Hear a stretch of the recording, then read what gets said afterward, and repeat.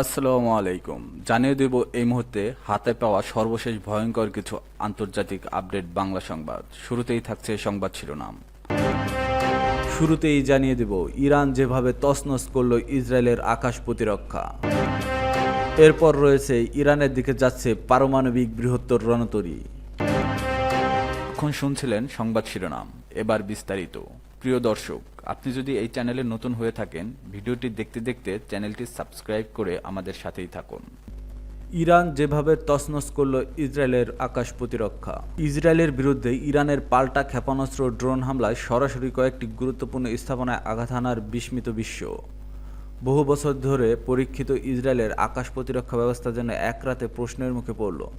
আধুনিক প্রযুক্তিতে গড়া ইসরায়েলের বহু স্তর বিশিষ্ট আকাশ প্রতিরক্ষা ব্যবস্থায় এমন পরাজয় দেখবে তা কল্পনা করেনি অনেক সামরিক বিশ্লেষকই। ইসরায়েল এতকাল নিজেদের প্রতিরক্ষা বলয় গড়ে তুলেছে আয়রন ডোম, ডেভিড সিলিং, অ্যারো 2 ও 3 ও বারাক 8-এর মতো অত্যাধুনিক প্রতিরক্ষা প্রযুক্তি। এর মধ্যে আয়রন ডোম স্বল্পপাল্লা রকেট ও মর্টার ঠেকাতে দক্ষ, ডেভিড সিলিং ও অ্যারো সিরিজ ব্যালিস্টিক ও মাঝারি পাল্লার ক্ষেপণাস্ত্র প্রতিহত করতে পারে, আর বারাক 8 ব্যবহার করে আকাশপথে আসা হুমকি মোকাবেলায় বহু স্তর বিশিষ্ট এসব সিস্টেম একসঙ্গে কাজ করে আকাশপথে একটি দুর্ভেদ্য দেয়াল তৈরির লক্ষ্যেই। কিন্তু ইরান এবার এসব প্রতিরক্ষা ভেদ করতে যে পদ্ধতি ব্যবহার করছে তা ছিল প্রযুক্তি ও কৌশলের এক অসাধারণ মিশ্রণ। একই সঙ্গে কয়েকশো ব্যালিস্টিক ক্ষেপণাস্ত্র ড্রোন নিক্ষেপ করে ইসরায়েলের প্রতিরক্ষা ব্যবস্থাকে সংখ্যাগতভাবে চাপে ফেলে দেয় তারা। প্রতিটি ক্ষেপণাস্ত্র আটকাতে যে পরিমাণ ইন্টারসেপ্টর প্রয়োজন সেই মজুদ দ্রুত ফুরিয়ে যেতে থাকে।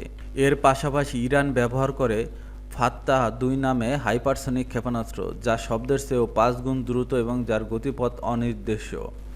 এই ক্ষেপণাস্ত্র প্রচলিত রাডার প্রতিরক্ষা প্রযুক্তি বিভ্রান্ত করতে সক্ষম। শুধু তাই নয়, তারা পাঠায় ক্রুজ ক্ষেপণাস্ত্র, যা নিচু দিয়ে উড়ে গিয়ে রাডার ফাঁকি দিয়ে নির্দিষ্ট লক্ষ্যবস্তুতে আঘাত হানতে পারে।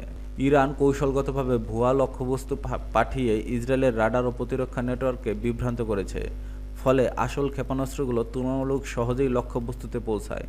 কিছু ক্ষেপণাস্ত্রে আবার এমন প্রযুক্তি ছিল যা রাডারের চোখ এড়িয়ে যায় কিংবা নিজেই রাডার ধ্বংস করতে সক্ষম। এই পুরো আক্রমণের পরিপ্রেক্ষিতে ইসরায়েলে দাবি করছে তারা আকাশ নিয়ন্ত্রণ রেখেছে এবং অধিকাংশ হামলা প্রতিহত করতে পেরেছে। তবে একই সঙ্গে তারা এটিও স্বীকার করছে যে প্রতিরক্ষা ব্যবস্থা শতভাগ কার্যকর নয়। বিশেষজ্ঞদের মতে এই সংঘাত যদি দীর্ঘায়িত হয় তাহলে দুপক্ষই অস্ত্র ও প্রতিরক্ষা সরঞ্জামের ঘাটতিতে পড়বে। বিশেষ করে ইসরায়েলের পক্ষে যুক্তরাষ্ট্রের সরাসরি সহায়তা ছাড়া যুদ্ধের নিয়ন্ত্রণ রাখা কঠিন হয়ে উঠতে পারে। সামরিক বিশ্লেষক বলছেন, ইরান এই হামলার মাধ্যমে শুধু ইসরায়েলের প্রতিরক্ষা ব্যবস্থার দুর্বলতা তুলে ধরেনি, বরং গোটা বিশ্বের জন্য এক বার্তাও দিয়েছে। প্রযুক্তির দেয়াল যতই শক্তি হোক, কৌশলের ধারালো চাবি থাকলে তা তালা খুলেও ফেলা যায়। ইরানের দিকে যাচ্ছে পারমাণবিক বৃহত্তর রণতরী।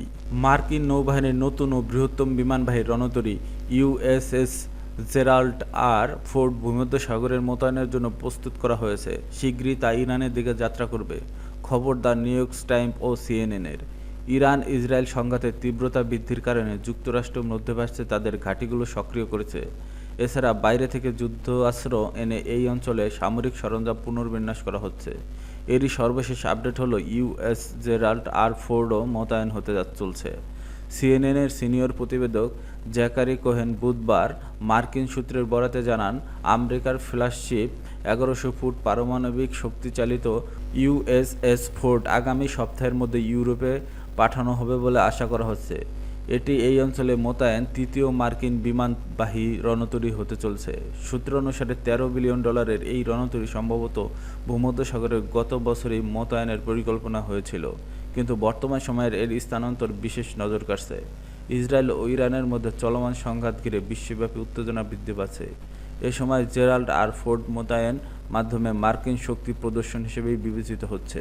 এরই মধ্যে পারস্য উপসাগরে থাকা ইউএসএস কার্ল ভিনসন এবং এই সপ্তাহের শুরুতে দক্ষিণ পূর্ব এশিয়া থেকে পাঠানো ঘোষণা করা ইউএসএস নিমিৎজের সঙ্গে যোগ দেবে ফোর্ড।